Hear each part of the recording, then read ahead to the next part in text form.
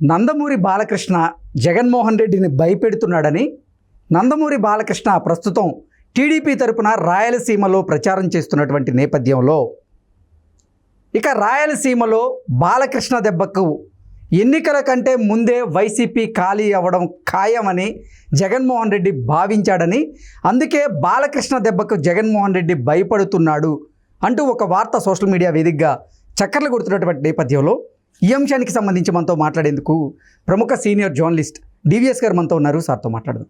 Sir నమస్తే. Sir నమస్తే. Sir, Balakrishna గారు జగన్మోహన్ రెడ్డి గారిని భయపిస్తున్నారని టీడీపీ తరపున బాలకృష్ణ గారు ఇప్పుడు రాయలసీమలో ప్రచారం చేస్తున్నటువంటి నేపథ్యంలో ఎన్నికల కంటే ముందే రాయలసీమలో వైసీపీ ఖాళీ అవ్వడం ఖాయమని జగన్మోహన్ రెడ్డి భావించాడని, అందుకే బాలకృష్ణ గారికి జగన్మోహన్ రెడ్డి గారు భయపడుతున్నారు అంటూ ఒక వార్త సోషల్ మీడియాలో చక్కర్లు కొడుతుంది. దీని మీద మీ విశ్లేషణ ఏంటి సార్? నందమూరి బాలకృష్ణ అంటే భయపడిన వాళ్ళు ఎవరు ఉన్నారా? బాలయ్య, బాలకృష్ణ భయపడిన వాళ్ళు ఎవరు ఉంటారు? ఇప్పుడు జనరల్గా ఏంటంటే బాలకృష్ణ అంటేనే ఒక భయం. ఫ్యాక్షన్ ఏ ఉన్నాయి కదా, ఇది సమరసింహారెడ్డి, నరసింహనాయుడు, ఇక గొడ్డలు, ఇక నీకు అదే కదా. ఇప్పుడు గొడ్డల పార్టీని ఇప్పుడు ఇక బాలకృష్ణ గొడ్డలు వేసుకుని వస్తున్నాడంట. ఇప్పుడు ఇవాళ వైఎస్ఆర్ కాంగ్రెస్ పార్టీ అంటే గొడ్డల పార్టీ బలంగా వెళ్ళిపోయింది. ఏది వివేకానంద రెడ్డిపై పడ్డటువంటి గొడ్డలి దెబ్బలు మాజీ ముఖ్యమంత్రి తెలుగుదేశం అధినేత కూడా అంటున్నాడుగా, ఫ్యాన్ గుర్తు తీసేయండి, గొడ్డలు గుర్తు పెట్టేసుకోండి, జనం కూడా ఓట్లు గుద్దేస్తారని ఇది అంటున్నాడు కదా. బాలకృష్ణ భయం ఇవాళ జగన్మోహన్ రెడ్డిని ఆవరించింది. ఎందుకంటే ఇవాళ జగన్మోహన్ రెడ్డి ఆశ పెట్టుకుంది రాయలసీమ మీదే. మొత్తం ఎక్కడ ఆ శ్రీకాకుళం దగ్గర నుంచి నీకు నెల్లూరు దాకా ఇక ప్రభంజనం కనపడుతుంది. తెలుగుదేశం జనసేన ఎప్పుడైతే పొత్తు పెట్టుకుందో, బీజేపీ కూడా ఆ పొత్తులో చేరిందో, ఇక కోస్తా అంతా ఊడ్చుకుపోయింది వైసీపీ. ఇప్పుడు నెల్లూరులో నువ్వు చూసావు కదా, ఒకప్పుడు వైసీపీకి నెల్లూరు కంచుకోట. మేకపాటి వాళ్ళ కుటుంబాలు, ఆనం కుటుంబాలు, కోటంరెడ్డి అందరూ వైసీపీలో ఉన్న దీంట్లో వాళ్ళంతా ఎటు చేరిపోయారు? టీడీపీ వైపు, తెలుగుదేశంలో చేరారు. పాపం వేమిరెడ్డి ప్రభాకర్ రెడ్డిని నమ్ముకున్నాడు. వేమిరెడ్డి ప్రభాకర్ రెడ్డి రాజ్యసభ కూడా ఇచ్చాడు. అసలు వేమిరెడ్డే అక్కడ తెలుగుదేశంలో చేరిపోయి భార్యాభర్తలు ఇద్దరూ ఇప్పుడు వాళ్ళ తెలుగుదేశం అభ్యర్థులుగా నుంచున్న దీంట్లో నెల్లూరు నుంచి ప్రకాశం, గుంటూరు, కృష్ణ, గోదావరి, ఉత్తరాంధ్ర మొత్తం స్వీప్ చేస్తున్నది. ఇప్పుడు జగన్మోహన్ రెడ్డి ఆశ పెట్టుకున్నది కేవలం ఇంకా రాయలసీమ మీద. 2019 ఎన్నికల్లో కూడా రాయలసీమలో ఉన్నటువంటి 52 అసెంబ్లీ నియోజకవర్గాల్లో 49 అసెంబ్లీ నియోజకవర్గాలను వైసీపీ గెలిచింది. కానీ బాలకృష్ణ గారు ప్రచారం చేయడంతో రాయలసీమ మీద ఈసారి బలంగా ప్రభావం ఉండబోతోంది. రాయలసీమలో టీడీపీ ఈసారి బలంగా పాగా వేయబోతోంది. దాంతో జగన్మోహన్ రెడ్డిలో ఓటమి భయం మొదలైంది అంటూ కూడా ఒక వార్త.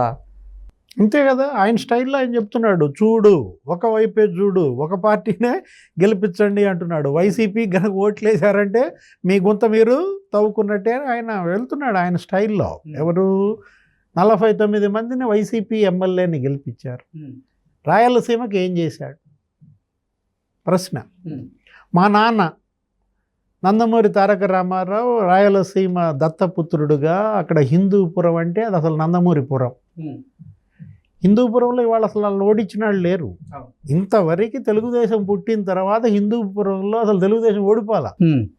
ఎన్టీ రామారావు, హరికృష్ణ, బాలకృష్ణ వీళ్ళే అన్నమాట. అలాంటి స్థితుల్లో తెలుగు గంగ తెచ్చాం. మద్రాసుకి నీళ్లు తీసుకువెళ్తూ మొత్తం రాయలసీమ అంతా నీళ్ళు ఇచ్చాం. మా నాన్న మానస పుత్రికలు ఇవన్నీ. హంద్రీ నీవా, గాలేరు నగరి, ఆ పేర్లు పెట్టింది ఆయనే. నీకు అర్థం కాని పేర్లు నీకు కనపడ్డాయి అంటే ఎన్టీ రామారావు పెట్టినట్టే. గాలేరు నగరి సుజల స్రవంతి అంటాడు, హంద్రీ నీవా సుజల స్రవంతి అంటాడు. తెలుగు గంగ సీమ ఎడారిగా మారే ప్రమాదం నుంచి తెలుగుదేశం, ఎన్టీ రామారావు, చంద్రబాబు చేసిన ఎఫర్ట్స్ వల్ల ఇవాళ రాయలసీమలో కూడా విపరీతంగా హార్టికల్చర్ వచ్చేసింది. ఏది పండ్ల తోటలు బాగా అభివృద్ధి చెందాయి. డ్రిప్ ఇరిగేషన్ బాగా ఉపయోగించుకున్నారు. నీకు తెలుసా కృష్ణ, ఆంధ్రప్రదేశ్ మొత్తం మీద తలసరి ఆదాయం అత్యధికంగా ఉన్న ప్రాంతం ఏంటో చెప్పు? లింగాల అనే మండలం. ఓకే. పులివెందుల నియోజకవర్గంలో కడపలో లింగాల అనే దాంట్లో తలసరి ఆదాయం అత్యధికం. నాగరికత నేర్పామంటారు ఎవరు, రూదర్ఫోర్డ్ అన్నట్టుగా. కృష్ణా గుంటూరులో కూడా లేదంత తలసరి ఆదాయం. ఆ లింగాల అనే మండలంలో 3 లక్షల పైన ఉంటుంది. ఓకే, హార్టికల్చరా సార్ మొత్తం? అంత అరటి తోటలు. అంతగా నీకు అక్కడ వాటర్ కానీ ఫెసిలిటీస్ వచ్చేసి ఇవాళ సిరులు పండించే సీమగా మారిందంటే రాయలసీమ.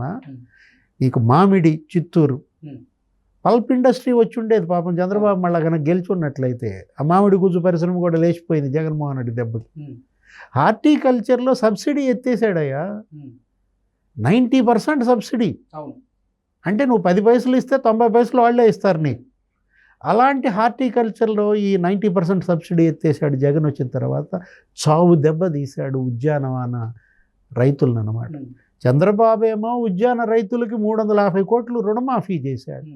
ఈయన ఇంకా అంతకు ఎక్కువ చేయాలి కదా, ఎక్కువ చేస్తానని చెప్పాడు కదా. అలాంటిది ఇరిగేషన్ ప్రాజెక్టులన్నీ పండబెట్టేశాడు. ఇప్పుడు అదేగా చంద్రబాబు ఏది మొత్తం ప్రాజెక్టులన్నీ తిరుగుతా ప్రాజెక్టులపై యుద్ధవేరి అని తీసుకుని రాయలసీమ ప్రాజెక్టుల కోసం నా 5 ఏళ్లలో నేను 12,000 కోట్లు ఖర్చు పెట్టాను. అంద్రినీవా, గాలేరు నగరి. నువ్వెంత ఖర్చు పెట్టావు జగన్మోహన్ రెడ్డి? 2,000 కోట్లు ఖర్చు పెట్టావా అని అడిగాడు. తీసుకుపోయి జైల్లో పెట్టాడు. తప్పుడు కేసులు పెట్టి చంద్రబాబుని 53 రోజులు జైల్లో పెట్టాడు అనమాట. ఇలాంటి పరిస్థితుల్లో ఇప్పుడు రాయలసీమలో ఆయన ఇప్పుడు ఏం చేస్తున్నాడు బాలకృష్ణ? ఆయన ఏదో ఒక యాత్ర తీసుకున్నాడు. ఏంటి, ఇప్పుడు సైకిల్ గెలవాలి అంటూ హిందూపురంలో ఆయన భార్య ప్రచారం చేస్తున్నట్టుంది. నందమూరి వసుంధర ప్రచార బాధ్యతల భార్యకి అప్పచెప్పేసి ఈయన మొత్తం రాష్ట్ర వ్యాప్త పర్యటనలు తిరుగుతూ రాయలసీమ అంతా చుట్టేశాడు. ఏమైంది? జగన్ కూష్మాండాలు కదిలిపోతున్నాయి. ఒకవైపు ఏమో చెల్లెళ్ళ దెబ్బ, షర్మిల, సునీత ఎక్కడ మొదలు నరుకుతున్నారు, పులివెందుల్లోనే నరికేస్తున్నారు అన్నమాట. కడప లోక్సభే ఓడిపోయే పరిస్థితి. షర్మిల ఇంపాక్ట్ అంత బలంగా పడుతోంది. అటు చెల్లెళ్ళ దెబ్బ, ఇటు బాలయ్య దెబ్బ. ఏం చేస్తున్నాడు అతను? మొత్తం అటు చిత్తూరు, తర్వాత అనంతపురం, కడప, కర్నూలు సుడిగాలి ప్రచారం చేస్తున్నాడు. ఇలాంటి పరిస్థితుల్లో నువ్వు అన్నావు ఇందాక ఏమని, 2019లో 49 వచ్చినాయండి, 3 గెలిచారు. ఇప్పుడు ఇది రివర్స్ అవుద్దంటావా? అదే ఎన్నికల కంటే ముందే అసలు వైఎస్ఆర్సీపీ రాయలసీమలో ఖాళీ కాబోతుందని జగన్మోహన్ రెడ్డి భయపడుతున్నట్లుగా వార్తలు వస్తూ ఉన్నాయి సార్. అభివృద్ధిని రివర్స్ చేశాడు. రోడ్లన్నీ గుంతలు, ప్రాజెక్టులన్నీ పండబెట్టేశాడు.